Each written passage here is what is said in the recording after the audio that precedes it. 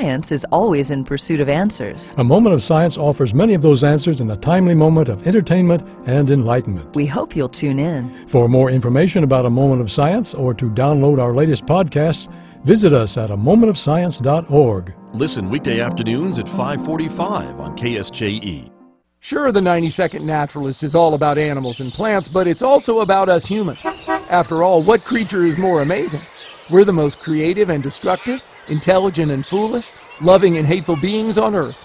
And we've come to have a significant effect, good or bad, on everything we touch. I'm Thane Maynard. Tune into the 90-Second Naturalist and find out how we're interacting with the natural world today. Listen every weekday afternoon during the KSJE Evening News at 5:30.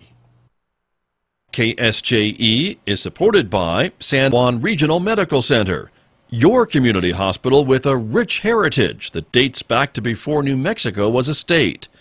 We've been improving the health of the Four Corners since 1910.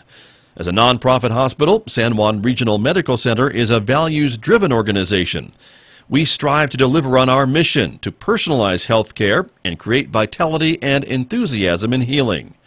We are here for you when you need us, offering a comprehensive range of inpatient, outpatient, and emergency care services.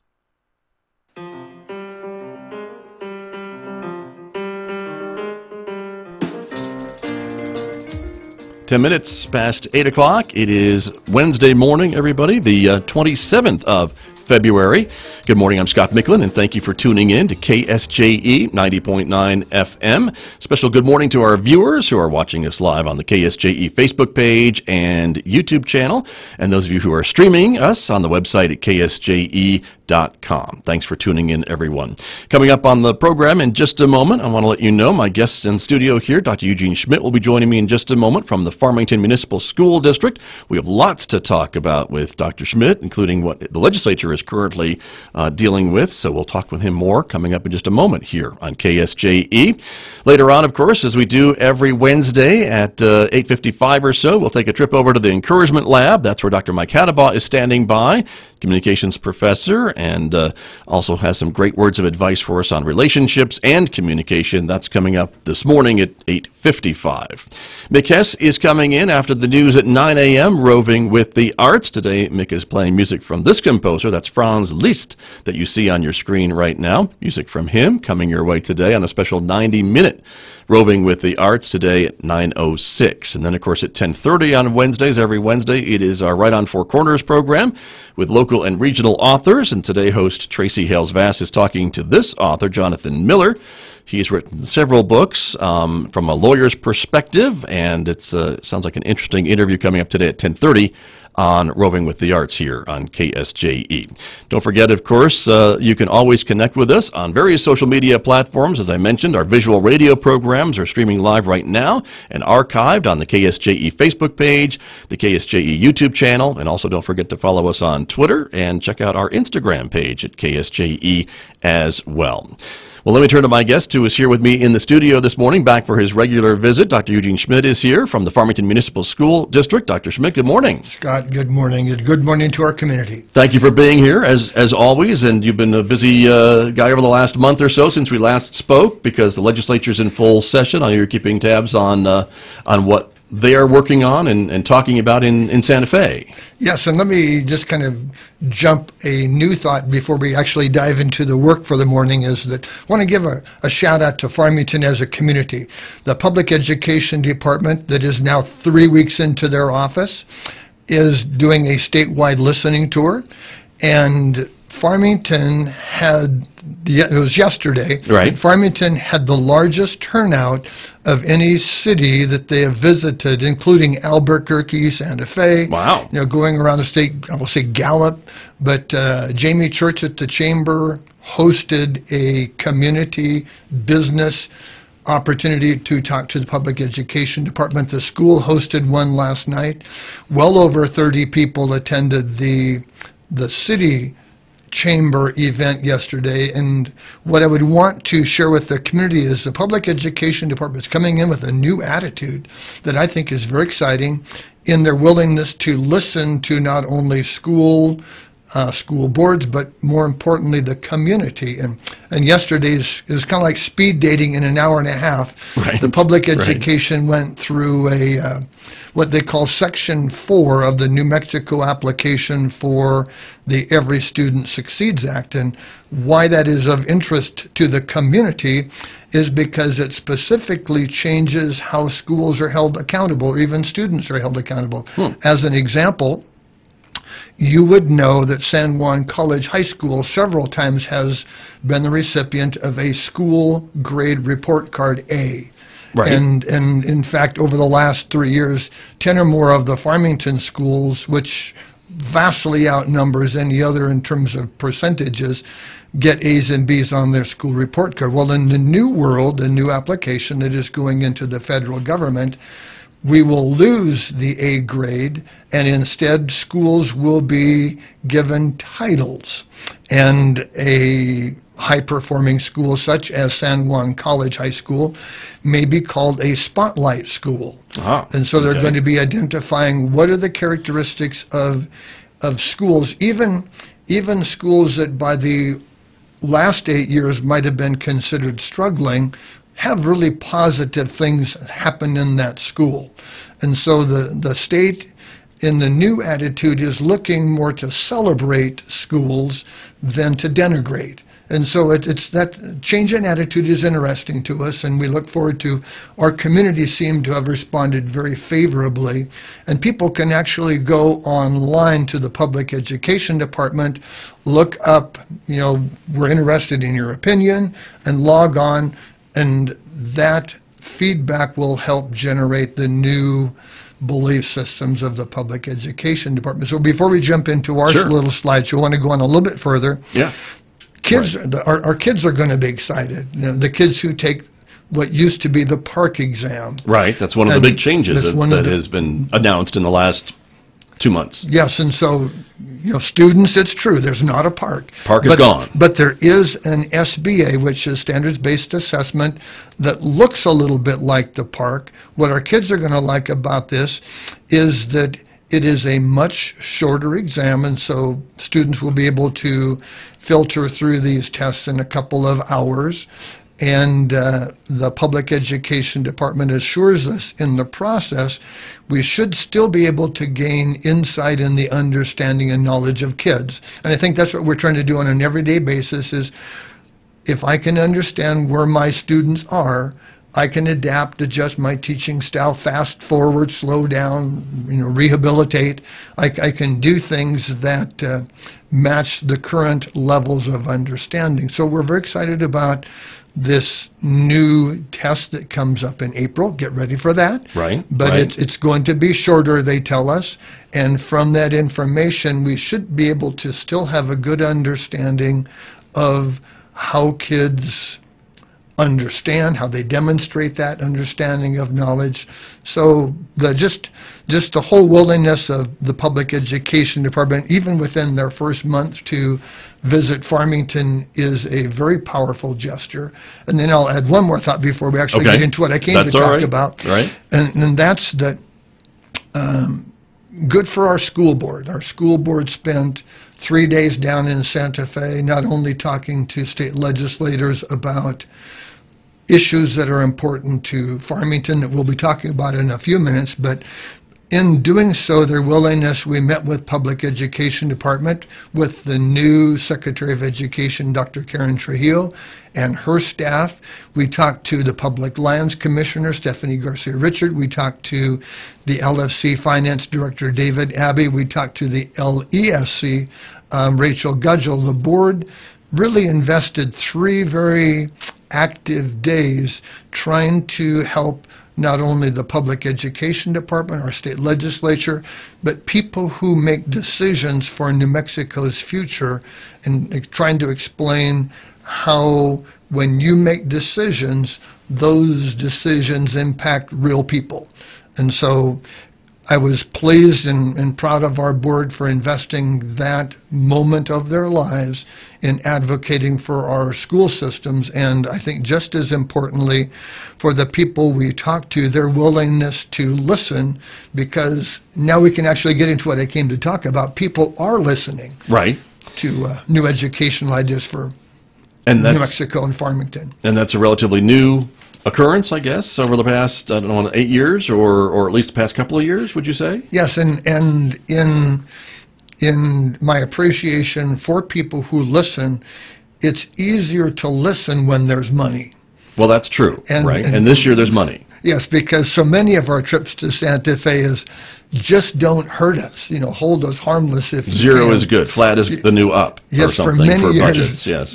Zero is a good thing, but thanks to the infusion of oil and gas revenues, sales of those leases, New Mexico's in a really good place and looks to be in a really good place for a couple of years.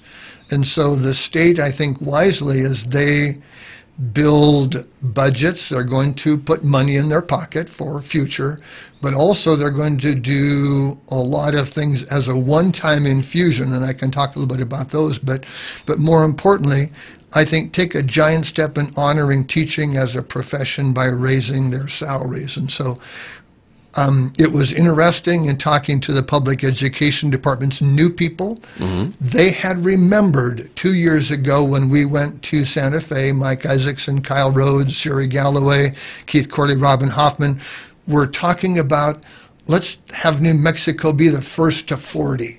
And so it was interesting with the new administration, one of the first things the public education department people said, we remember Farmington coming to Santa Fe at a time when we didn't have money and say, we want to be the first to 40. And so that legislation has already passed the House Bill 2, mm-hmm. that would raise teacher salaries. And it looks like over the next several years, we will try and get New Mexico to the first to 45,000 for beginning teachers. And the power of that, Scott, is that we now have an opportunity to attract the best and the brightest into teaching. And wouldn't that we want that for our kids with these higher salaries? That's true. And that is something that we're talking about this morning. Yes. It's on our list of things. You always are so gracious to bring in a little bit of extra information for folks who are watching the program. But this is this new teacher salary scale for level 1, 2, and 3 teachers, correct? And the state legislature wants to increase all of those starting salaries. Yes, and it's very exciting to have a plan. Sometimes we worry that we just react from day to day, but now there's an economic certainty that there will be continued revenues from gas and oil, so the state can look out a few more years.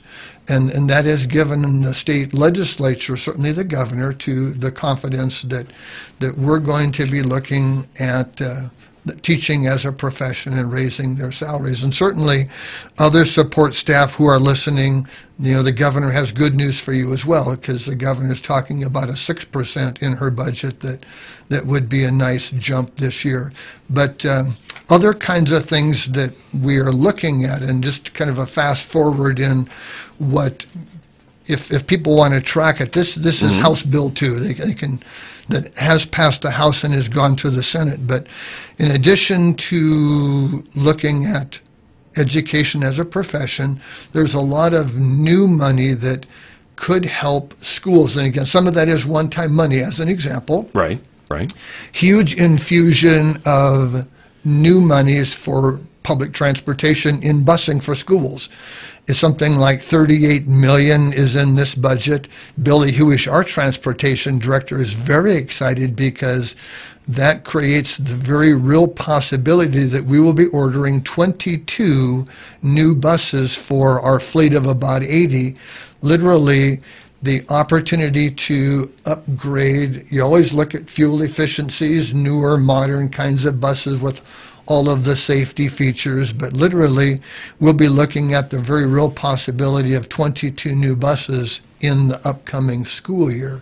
We like that. There's a lot of conversation for families who have sought the opportunity for early childhood education, that in this new budget, should it be passed by the Senate and then by the governor, that there will be an infusion. Again, I'm thinking of about $38 million that could be distributed across the state to start early childhood education, more four-year-old programs. And so that's very exciting. Very much. As a way to get this thing going. Right, indeed. And I think anyone who knows anything about schools and school buses knows they get a lot of wear and tear. They get a lot of miles on them every year, and they wear out fairly quickly, and some of them are on the road for a long time. Yes. Before you have the money to replace a bus, and they're not cheap.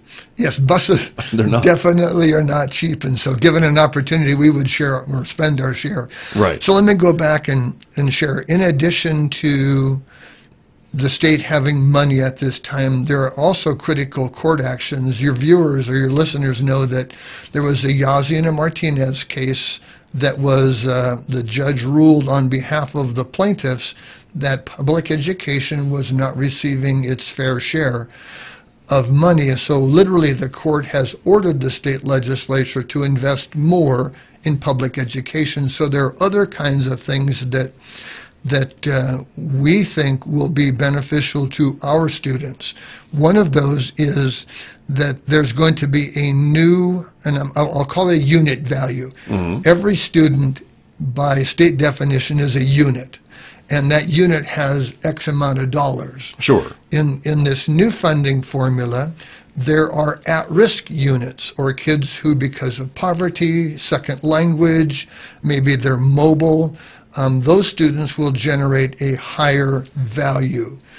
And so take this as unofficial. Right, okay. But we are thinking some of the early predictions for new monies for Farmington may be 16 to 19% over what we've had in the past. And again, this is unofficial, but we think that might be as much as 14 to 16 million new monies for our schools to invest in the future of our kids. And that's designed then to help these at-risk students, I guess, to really try to help them achieve next to their other counterparts in class. Is that the idea, to help spend that money? Exactly right, is that what can schools do to lift all boats, is what the governor will be saying, is that we want all the units, all the kids, to have the expectation of equal access to education and equal opportunity to what that provides. And so we're very excited about what the state legislature, governor, and public education are bringing to this partnership. And as one example, the governor is really interested in something called K-5 Reading Plus. Mm-hmm. And that would fund an additional 25 days of school above the 180 that kids go to now. So we will be, if this processes through the system, Senate passes, governor signs, we will be going out to our community to see if one or more of our elementaries might want to start thinking about year-round school. So how about that? Interesting. Okay.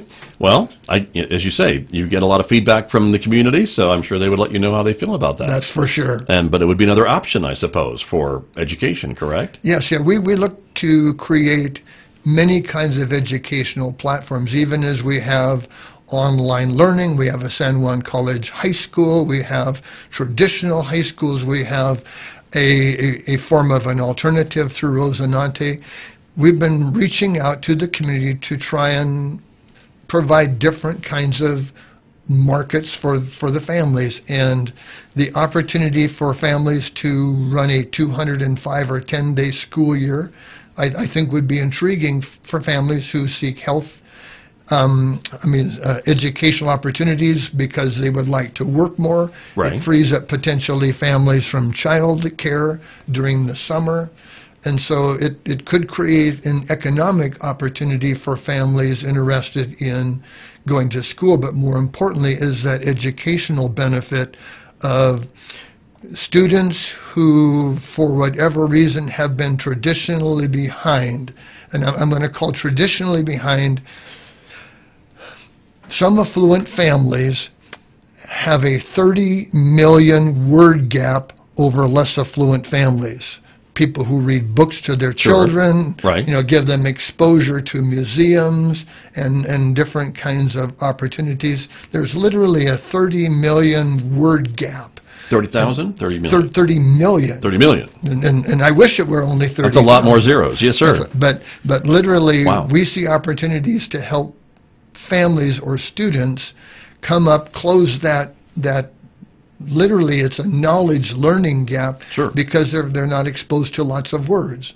And if your second language, then it may be even greater. So Sure, makes the sense. school will have an opportunity to work with families who express this interest, if all of this funding comes through, to literally redesign what a school year might look like. So very exciting. Interesting. I want to ask you a little bit, too, about security. There's another bill Yes. that's being talked about that would maybe help in that regard, maybe a bit of a controversy, though. And how do you feel about this bill about school safety personnel and maybe having some former law enforcement officers help with keeping schools secure these days? Yes, and we're optimistic.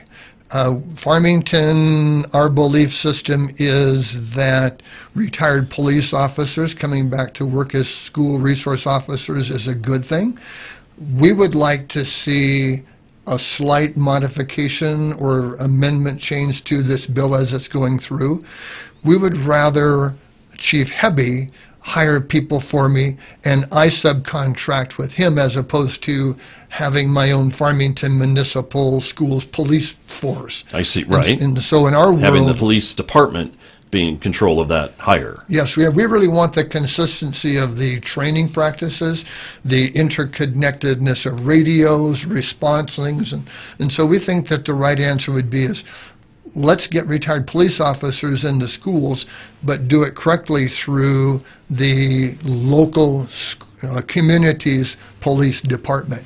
Right. Wherever that is. It could be a county sheriff, it could be a city police department, or what have you. Absolutely true. And that's what you're doing now, Yes. is it not, with your school resource officers? They come from FPD. Yes, we have a memorandum of agreement with the city that they provide 7 officers, and it's a great partnership. One that very generously the city government, our city taxes, have paid for those officers in the school. Well, the conversation is now shifting.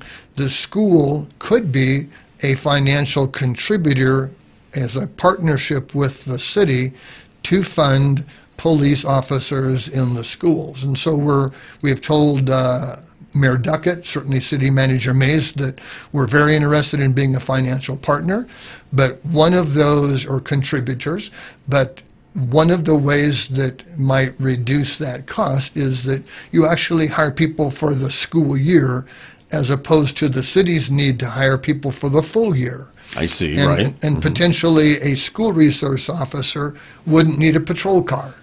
And so there are ways that we may want to look at this different, but the mayor does know that the school is very interested in being a contributor, because we value this partnership as well. Sure. My guest this morning, Dr. Eugene Schmidt, is here. He is Superintendent of Schools with the Farmington School District. Dr. Schmidt, we're going to take a short break, Okay. but there is much more to talk with you about, including some pre-K programs and some community school bills that are being discussed in Santa Fe. So we're going to take a short break, everyone. Back with my guest with more in just a moment. This is KSJE, and the time is 8:32.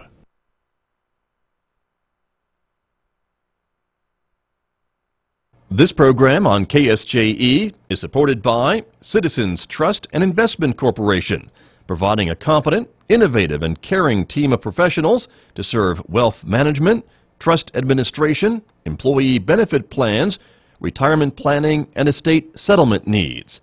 Find out more about Citizens Trust and Investment Corporation at 505